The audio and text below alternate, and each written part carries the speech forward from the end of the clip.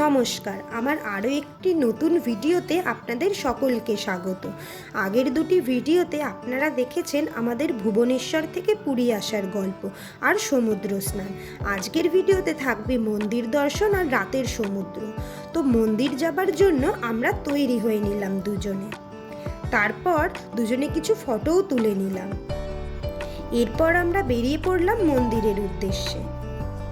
অবশেষে আমরা মন্দিরে চলে এলাম। ওই যে দূর থেকে দেখা যাচ্ছে মন্দিরের চূড়া। যেহেতু কিছুদিন আগে রথ ছিল, তাই রথগুলো এখানে সুন্দরভাবে সাজানো ছিল। এরপর আমরা কিছু আবার ফটো তুলে নিলাম আমাদের। আমরা মন্দিরের প্রবেশদ্বারের দিকে রওনা দিলাম। মন্দিরে প্রবেশে 4টি দ্বারের মধ্যে যে কোনো একটি দিয়েই আপনারা মন্দিরে প্রবেশ করতে পারবেন। মন্দির চত্বরের এই জায়গাটা খুব সুন্দরভাবে সাজানো হয়েছে। আগে কিন্তু এরকম ছিল না, 1 বছর হলো নতুনভাবে করা হয়েছে। ওয়াশরুম, জুতো এবং মোবাইল রাখার জায়গা, অনেক বসার জায়গা আর প্রচুর পানীয় জলের ব্যবস্থাও আছে। তারপর আমরা ফোন জুতো জমা দিয়ে চলে গেলাম প্রভু জগন্নাথ দেবের দর্শনে। দর্শন সেরে বেরিয়ে পড়লাম আমরা। তারপর কিছুটা এগিয়ে মন্দির চত্বরের দোকানগুলো ঘুরে নিলাম। এই দোকানটিতে জগন্নাথের মূর্তিগুলো কি সুন্দর লাগছে দেখুন। এরপর আমরা চলে গেলাম বিভিন্ন খাবারের দোকানে। অনেক রকম সব খাবার খেয়ে ফিরে এলাম আমরা আমাদের গেস্ট হাউসে। এই দেখুন রাতের সমুদ্র কি সুন্দর লাগছে।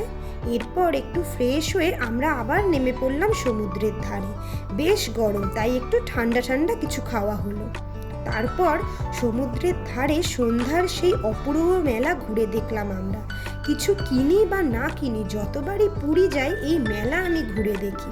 নানা রকম জিনিস দেখতে দেখতে চোখ আর মন দুটোই জুড়িয়ে যায়। ওদিকে আবার বিভিন্ন ধরনের সামুদ্রিক মাছ ভাজার প্রচুর দোকান রয়েছে।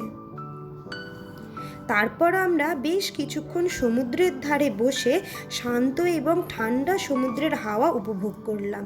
ততক্ষণে বেশ রাত হয়ে গিয়েছিল, তাই আমরা কিছুক্ষণ পর আমাদের গেস্ট হাউসে ফিরে এলাম। আজকের ভিডিও এই পর্যন্তই। ভিডিওটি ভালো লাগলে লাইক করে কমেন্ট এবং শেয়ার করে দেবেন। দেখা হচ্ছে পরের একটি ভিডিওতে। ধন্যবাদ।